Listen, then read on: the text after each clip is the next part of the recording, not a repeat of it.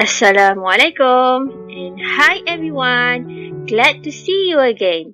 Today we are going to learn the third subtopic under thermochemistry, that is Hesss Law. Right, so here is the learning outcome for topic 2.3 Hesss Law. So first you must know what is the meaning by Hesss Law, and then apply Hesss Law to calculate enthalpy changes using the algebraic method and energy cycle method. Hesss Law is a relationship in physical chemistry named after Germain Hess, a Swiss-born Russian chemist and physician, seorang ahli kimia dan juga seorang doktor.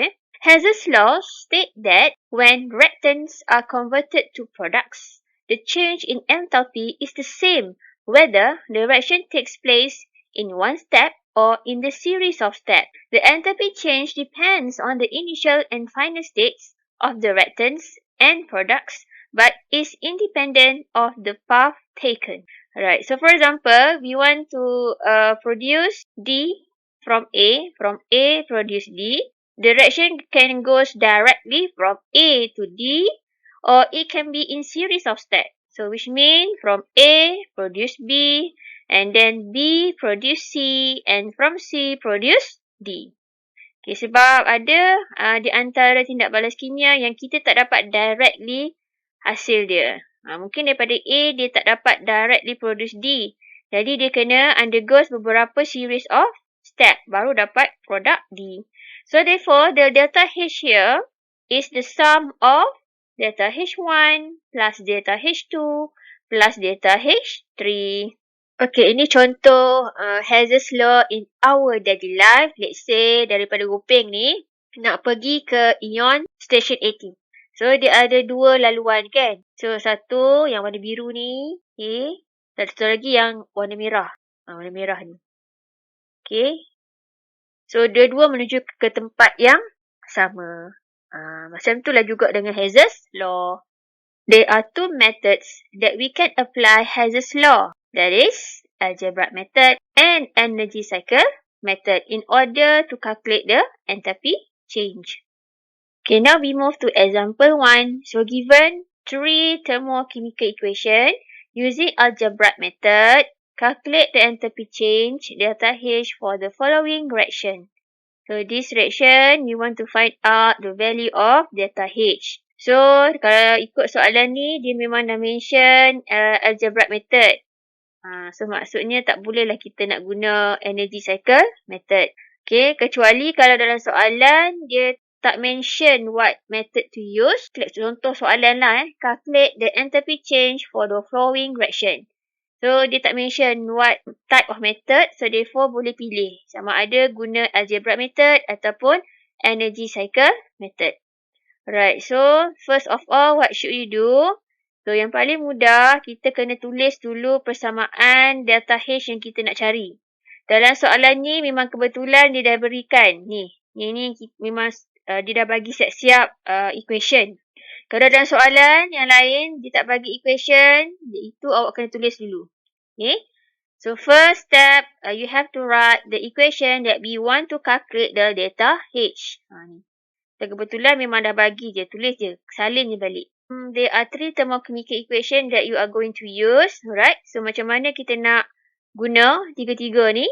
So first of all, tengok dulu species at the reactant side and species at the product side.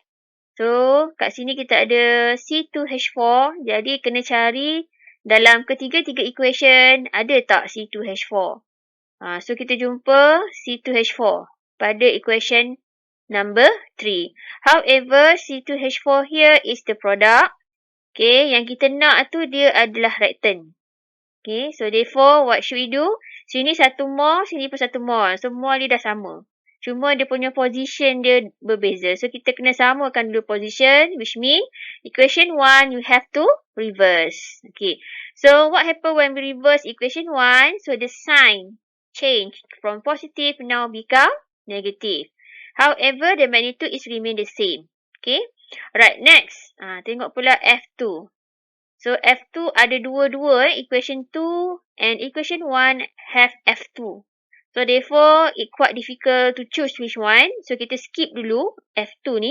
Tengok berikutnya CF4. Cari dalam antara equation 1, equation 2, mana yang ada CF4. So kita jumpa equation number 2. Position ni dah betul dah. This one is product. Yang ni pun product. Cuma yang kita nak 2 mol. Sini 1 mol. So maksudnya equation 2 you have to time the whole equation, include the delta H value by 2. Semua kena darab 2. Termasuklah delta H. 2, 2, 2. So dapat macam ni. So kita akan dapat this is the equation after you have times 2. Okay. And then delta H also you have to times 2. Right. Next, tengok pula sini HF. So HF is ada pada equation 1. And position dia sama. This is product and this is also product. However, kita nak dia 4 mol. Okay, 4 mol HF. So, what should we do? So, therefore, the equation 1, the whole equation 1 include the value of delta H. You have to time 2. So, bila time 2, dapatlah macam ni. Alright, okay. Okay, and then delta H ni is better if you label delta H1, delta H2, delta H3. Tak ikut susunan pun tak apa, tak ada masalah. Tak perlulah ikut 1, 2, 3. Okay, next. What should we do? Kita tengok mana spesies yang sama but opposite side. For example, like carbon. Okay. Carbon, opposite side. So, therefore, we can cancel out. And one more thing is hydrogen gas. Also opposite side. Value sama. Okay, so kita boleh cancel out. So, ini memang tak ada yang sama dah spesies dia. So, what should we do? Kumpulkan je. Okay, right turn. You write one side. Okay, so this one, dia same side. So, same side tak boleh lah kita nak cancel. Just tambah je. So, become 6F2. And then, kumpulkan lah. Right turn one side.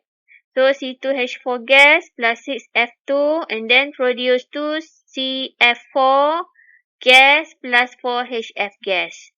Okay, selesai. Okay, next. We want to find out the value of delta H. Actually, is the sum of delta H1 plus delta H2 plus delta H3. And then substitute all the values. And finally, you will get the answer delta H. Negative 2558 kilojoule. So, untuk soalan ini, unit dia memang kilojoule. Tak ada per mol sebab dia tak melibatkan spesifik enthalpy. Ini tak ada yang melibatkan, ada 6 jenis enthalpy yang you all dah belajar. So, yang ni tak ada pun masuk antara 6 tu kan. So, kita just write kJ, kilojoule. Okay, and then one more thing, all the gas phase, all the phase, solid gas, aqueous, liquid, yang ada dalam equation tu wajib kita salin semula. Macam ni. So, it's compulsory. Kena tulis. Phase is compulsory. Alright, so that is an example for algebraic method. Alright, next example number 2. Given two thermochemical equation, calculate delta HF formation for the following reaction using energy cycle method. Alright, so dia dah memang tulis kat sini energy cycle method. So tak boleh lah kita nak selesaikan menggunakan algebraic method. Okay. And then equation delta HF, enthalpy of formation is already given here. So dah ada dah kat sini. Okay, so first of all, what should we do? So yang kita nak cari tu, itu yang kita tulis dulu. Okay, ini yang kita tulis dulu. Ini kita nak cari delta HF. And then kita akan menggunakan dua lagi equation untuk cari berapakah nilai delta HF. So sini kita ada sulfur, solid. Dalam equation this one, the first equation also have solid. So, therefore, we can use the first equation. Okay, from S, you draw. Okay, draw arrow. And then write the product. Okay, another right turn, tulis dekat dengan arrow sini. And then we have to label also delta H1 for this reaction. Okay, since kita tak buat apa-apa perubahan, kita tak reverse, kita tak darab dengan something. So, the value of delta H1 is remain the same. When we use the first equation, therefore the product form is SO2 gas. So, we can use the second equation to complete the cycle. So, from SO2 gas, you draw an arrow point towards SO3 gas. And then the other reactant boleh tulis atas arrow ni. Tulis atas arrow. Okay, and then label value of delta H2 berapa nilai dia. So this is what we call energy cycle method. Okay. Alright, so next how that we can calculate delta HF. So delta H1 plus delta H2. Okay, and then substitute the values. Okay, and finally we get delta H is equal to negative 379 kJ per mole. So, kini ada unit per mole sebab dia mention kat sini enthalpy of formation. Okay, formation maksudnya form 1 mole of SO3. So, memang wajib tulis unit dia kilojoule per mole.